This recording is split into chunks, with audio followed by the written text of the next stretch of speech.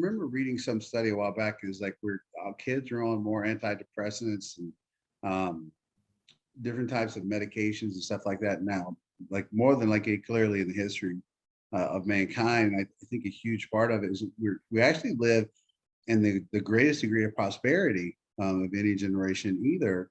And so when you kind of look at that, is like prosperity does not end up giving always giving you a happy life. It's all about your perception. And I think the reason why a lot of we have a lot of depression, especially like in the younger, is because it's this constant need to feel like that they measure up or as good as this other person they see, and things like that. And you had mentioned earlier, you're talking about like depression that we go through as men, like literally circling all the way back around to the early conversations of this. Is that after I went through after I went through my divorce and all that kind of stuff, I went through a long period. I went through a pretty severe depression after that for a while.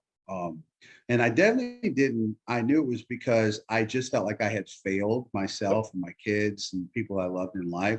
I never saw that as a quote unquote midlife crisis, but they actually brought up the Corvette earlier. We were talking about midlife crisis. And they were talking about, he said, I haven't not got a Corvette yet. It's like she didn't know like the whole Corvette thing from midlife crisis. But getting back to, yeah, that is like the whole depression thing was, I think there is definitely a real kind of like resurrection and rebirthing of yourself as a man in your late 30s and early 40s. And I want to say that the reason why you hear about depression in men about that is a multitude of reasons. And one of them, I think, is inability to emote properly, to express emotions, feelings, due to potential fear of weakness or how you grew up. I don't know what you guys had in terms of like father figure role models or moms or stuff like that. I was very fortunate that I grew up in a home where it was okay to express how you felt. My dad was really loving, hugged me and tell me he loved me, kiss me. And my mom was the same way. So I grew up in a home, and I think the reason why I'm able to connect with a lot of men on those levels is because maybe they grew up in homes where they had fathers who were detached from helping them to express those emotions properly, or being able to sit down.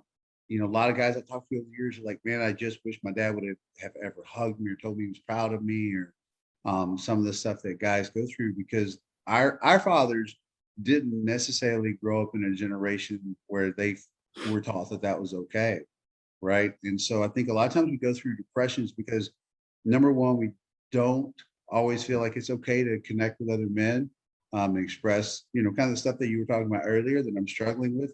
Man, that's such a strong and resilient. There's such a strength and vulnerability, right? I really believe that. I think that one of the strongest things we can do as men is to have a sense of vulnerability about either things that we're struggling with, or that it's okay to be wrong, that we don't have to be right all the time, that we don't have all the answers, that we made mistakes, that we're going through a period right now where we're having an internal struggle, almost like feels like an identity crisis, or that we're having a lot of grief over decisions or that we've made in this life, people that we've wronged, or betrayals that we've committed. There's a multitude of heavy burdens that we can carry around, that we have to learn how to let go of, open our hand up and let that broken glass out of it, rather than holding on to it, allow it to continue to cut us deeply. So from like, kids going through the depression, constantly comparing themselves to what they see that other kids have, or getting, bullied online or that kind of stuff, to us trying to find that real maturation process as men, where we start to hit our early 40s. And we do realize, man, I've lost out on years, behaving in ways I don't feel like are honorable, or becoming as the person I want to be. You know, the multitude of areas that I still didn't grow in. I feel fortunate that, like me and Danielle talk about our faith a lot every day. I still like cuss a lot. She just told me like today, she's like, I want to stop cussing as much. I've never said a word about her cussing. I feel like that's something that God put on me, right? Like by her cussing. God's never convicted me about my cussing. I don't say there's certain words, but like that's one thing that I've never felt convicted about. It's like my cussing. But if she stops, I think what'll happen is God will be like, you see the example that she's setting for you? It's like, you need to you need to step up too. Because I already started feeling that today. I'm like, no, I want you to cuss some more. But anyway, getting back to that was that I think that that's really the process that we go through. That's why I don't necessarily like to sit back and potentially call it a midlife crisis rather than a I'm gonna have to come up with a phrase for it because that I feel like that often has such a negative connotation to it. And I think that for that some men maybe they do go through a midlife crisis where they, all of a sudden they wake up one day and they realize, they come to face with a sense of mortality. But that was never the case for me. I don't think about that stuff ever. It was just a case for me where I didn't like waking up to the man that I was each day, and I wanted to grow into someone so much better. And I think that you can have a quote unquote life crisis or a man crisis about that kind of stuff, to where you wake up each day and you say, man, there's this whole better version of me that I know that I'm missing out on that I want to grow into. And there's this whole old version of me I really just want to leave behind. It has all of these characteristics and attributes and behavioral traits that I don't like about myself anymore. And I think when we're sitting in that particular space, right, it's like the evolution of going from that space of I am this person and I have these repeated behavior patterns and these things I do. And then when I do them, I feel really awful inside and I carry that around for a few days and I've said things and I've done things and I've behaved and reacted in ways that were just unbecoming as a man. And I just want to be so much better. And then the chasm that exists between those two is like when we get caught in here, I think that's a lot of what we're going through is like, we're in this space here where we feel those terrible ways about who we are. Then we start navigating through that chasm where we're still kind of taking those remnants of that old person, but we're slowly letting go of them and we're trying to step into this new person. And it's really hard. Sometimes we fall back into those old patterns and we have that depression of doing that and feeling like we let ourselves down, like we let people we love down, that we say things in a way that we're like, man, I can't take that back. I wish I would have said that. I wish I would have had better emotional control in those moments. And then trying to get over to this other side of where we see in our head, here's all these circumstances that came through in our life. And we say, I wish I would have handled it this way better, and that way better, and that way better. Right. And then we're doing the work. And then I think what that quote unquote midlife crisis is, or that sense of depression is that crossover from this old person that existed inside this shell that I had pain. I don't know if you guys ever saw this rabbi was talking about this. So lobsters outgrow their shells so many times in life. I can't remember how many times it is in their life. And each time that the lobster needs to grow into a larger shell, he'll go and hide. And he will basically get rid of that old shell. He will grow a new shell that's larger so he can fit inside that because the old shell becomes uncomfortable. Because his body underneath it, inside that shell is growing. The shell becomes uncomfortable for him to stay in. And I think we have a similar evolution in our life where we go from where we're existing inside of these behavioral traits and these stories that we tell ourselves and these things that we've learned. And we're repeating that, existing in that space. And then we start to have a certain amount of self-awareness. Wow, I'm really existing in this space right now. And I don't want to anymore. Maybe we haven't developed all of the different mechanisms that work for us, or maybe we haven't found the tools that work for us, but we know it's there and we're struggling to get through that. But that's the chasm that exists between that space of living and the person that we know we don't want to be anymore and the person that we're trying to grow into. And I think what that quote unquote midlife crisis is, that depression is that chasm that exists, that deep valley that we go through, and then we get to come out on the other side. And it's not that we're ever I feel like this necessarily complete person, but we have enough self-awareness that we've at least grown out of the person that we used to be, that left us waking up each day feeling very unfulfilled and feeling this overarching sense of sadness about our existence and lack of meaning every day in this life. That's just what you explained right there literally brought me back to a couple of weeks ago. I had dinner with friends of mine that I haven't seen in a couple of years, maybe because post-COVID, whatever. They've been four of my best friends since high school, right? So we're going over 25 years that I've been these closest guys. Back in the day, they went to clubs together, did all the fun stuff, all the trouble we went through. always had the jokes. They had everything from the gay jokes to the humility, all the fun stuff that we used to do back in the day, right? We're sitting at dinner and they still got the jokes going, right? And I'm sitting there going, man, we're 42 years old and we're still talking like this. And I was just like, this is why I can only stand, I can't stand more than 4 or 5 hours with you guys because you haven't evolved yet. I go, why is it that our conversation still is on the same topic from 20 years ago about you boning him? I'm like, why are we still on this whole thing? Now, I get it. It's funny at first, first 5 minutes. Oh, we got back together again. Like, what's happening with our life? We all have kids.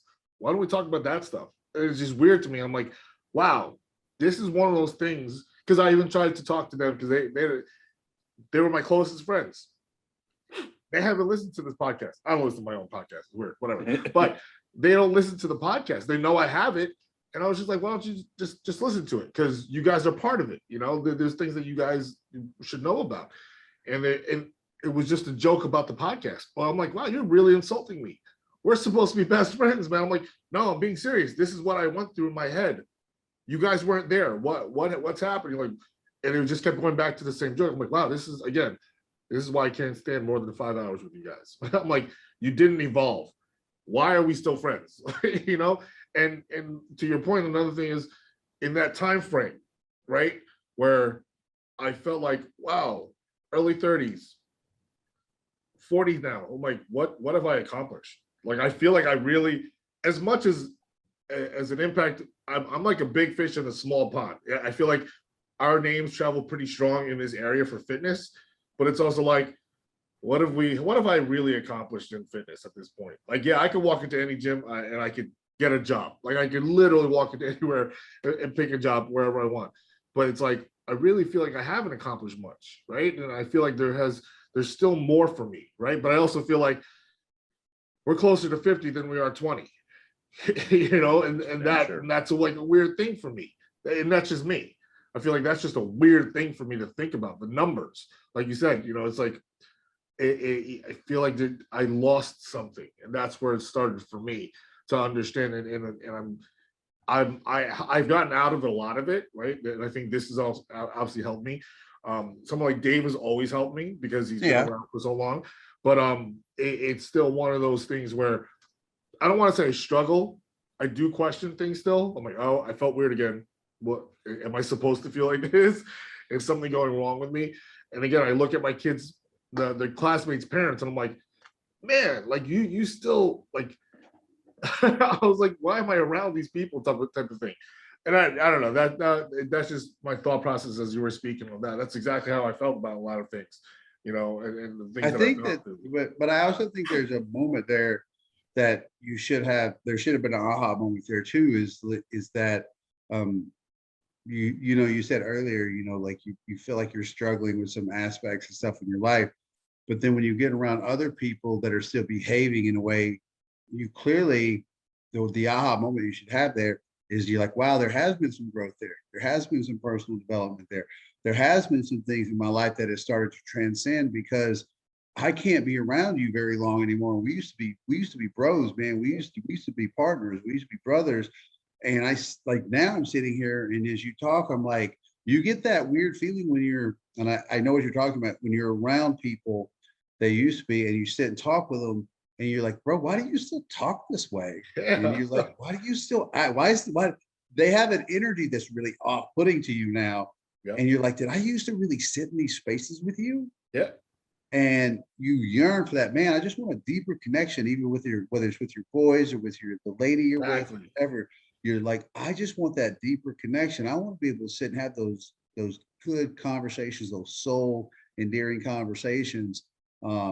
And then whether you have that with your friends or you have that with certain family or whether you have that with your partner or whatever, the huge part there is that you say, well, I'm struggling, going through stuff. I'm like, man, you're doing the transcending now because you're already in a place where you're like, when you're around that old environment, you're like, wow, that's really gross, man. I don't want to be around that because I can't handle you now for more than a few minutes. And I'm like, why are you talking like that? Like, bro, we're supposed to be much better people than that. Like, right.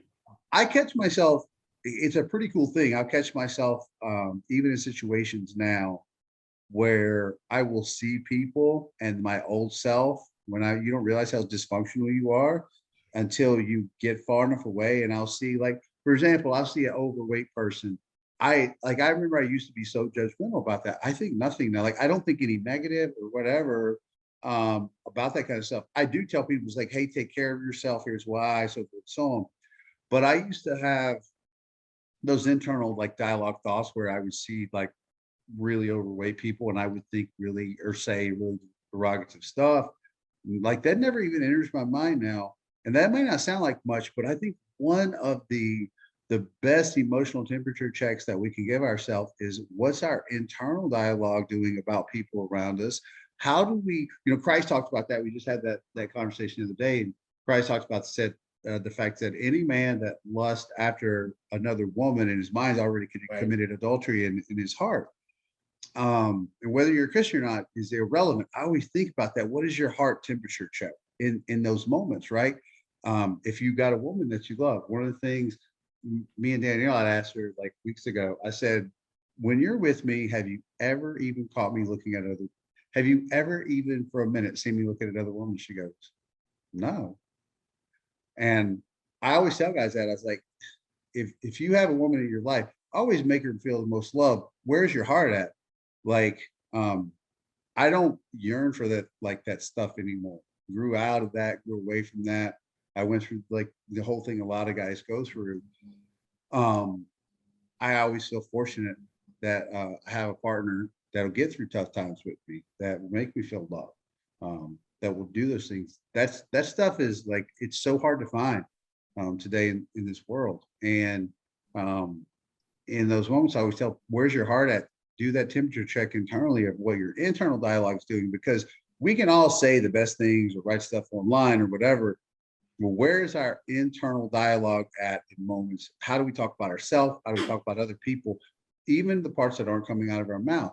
So right there, even in those moments when you're sitting with your boys, you're having that internal dialogue with yourself where you're going like, wow, what the hell is this shit? Like, how are these my dudes? Like, how did they not grow up past like this stage that we were in 15 years ago, where I'm struggling every day, waking up being like, man, I just want so much more for me as a man. I want so much more for my life. I want to be able to give more. I want to be able to love better. I want to be able to have better emotional control. I want to be able to, there's so many things in my life I want to step into and I'm struggling right now. But then you sit in that conversation and just to give you a, hey bro, you're getting there moment. When you sit in those old conversations like that and you feel that, oh, that's really gross. That's growth, man. That's growth. So it's happening. It's just you're basically in that crevice between those two places right now. And that's the hardest place to be. And I remember going through that. And I remember so many struggles and so many times where I would end up repeating the old bad habits, and that can happen. So just hang in there, man. Like you'll get there as long as you're desiring that and you seek it out. Get up every day, find something on personal development that you can read that you feel like will help you look into those different things. I think that's a wonderful thing to hear you say, because anytime a guy starts talking like that, I know he's going to grow, man. He's going to get out of those old places and he's going to get into a new, better version of himself. And that's where he's headed. But this time where you're in that really painful growth phase, it's like being 14 years old and finding out that you can have an orgasm and your knees hurt because you're growing too fast and all that kind of stuff. And you take 4 showers a day because you're masturbating all the time. And all of your life feels fucking weird. And wait, that's not now? Yeah. My knees don't hurt. So, but I mean, that's essentially like where you're at now with that part. It's like, but it's the emotional, it's the internal part, and it's the maturation into that. And all that stuff is super painful. All of that stuff is super painful because it's a constant internal questioning of the person that you are you good enough? And it's not even about comparing yourself to other people. It's, am I a good enough person for me? That's a good one. Wow. Yeah. Woo. You all right? Yeah, no, I'm good. All right. I'm good. I get to go through this every Friday. That's all we do.